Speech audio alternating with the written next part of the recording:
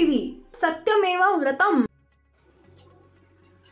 ठाकरे गटाचे प्रमुख आणि माजी मुख्यमंत्री उद्धव ठाकरे यांनी सामनाला दिलेल्या मुलाखतीचा आज दुसरा भाग प्रदर्शित झाला।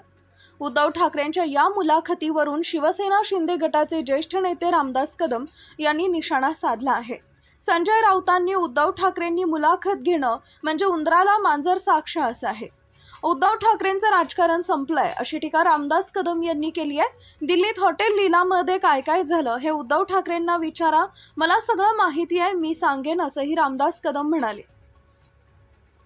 उद्धव ठाकरे निवडणूक आयोगाला धोंडा म्हणत आहेत। पंतप्रधान नरेंद्र मोदी, मुख्यमंत्री देवेंद्र फडणवीस, उपमुख्यमंत्री एकनाथ शिंदे यांना नको नको ते म्हणायचं आणि पुन्हा पंतप्रधानांच्या पाया पडत मला वाचवा, माझ्या मुलाला दिशा सालियन प्रकरणातून वाचवा असं म्हणायचं, असा हल्लाबोल रामदास कदम यांनी केला। आम्हाला भाजपमध्ये घ्या, आमची तयारी आहे।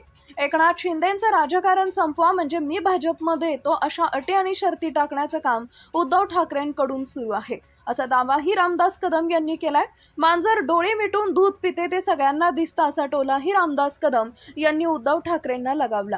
राज ठाकरेंसोबतच्या युतीसाठी उद्धव ठाकरे भिकेचा कटोरा घेऊन उभे आहेत। राज ठाकरे काहीही बोलत नाहीत। मुंबईत 12% मराठी माणूस शिल्लक आहे, महापालिका कशी गळ्यात घालता येईल याचा प्रयत्न सुरू आहेत असा निशाणा रामदास कदम यांनी साधला।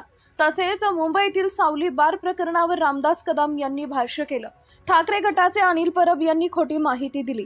रामदास कदम आणि त्यांच्या कुटुंबियांनी डान्स बार कधीही चालवले नाहीत। आम्ही लोकांचे संसार उद्ध्वस्त केले नाहीत, तर आम्ही लोकांचे संसार वाचवले। आमचं डान्स बार असल्याचं सांगत अनिल परब विधानसभेत खोटी माहिती देत आहेत। मी त्यांचा निषेध करतो असंही रामदास कदम यांनी सांगितलंय। विधान परिषदेत अंतिम आठवडा प्रस्तावावर अनिल परब यांनी विधानसभेत हा आरोप केला।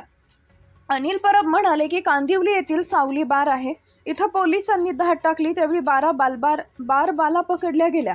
22 बारबाला, 22 कस्टमर आणि 4 कर्मचाऱ्यांना पकडण्यात आलं। या ठिकाणी कस्टमरवर गुन्हा दाखल झाला। या ठिकाणी पोलिसांनी पंचनामा केला। त्या बारचे परमिट हे ज्योती रामदास कदम यांच्या नावे आहे, त्या गृहमंत्र्यांच्या मातोश्री आहेत असं अनिल परब यांनी म्हटलंय। एकीकडे लाडक्या बहिणीचा तुम्हाला आशीर्वाद आहे आणि दुसरीकडे तुम्ही आया बहिणींना डान्स बार मध्ये नाचवता। आजच्या आज गृहराज्यमंत्री यांचा पदाचा राजीनामा घ्यावा अशी मागणीही अनिल परब यांनी केली आहे।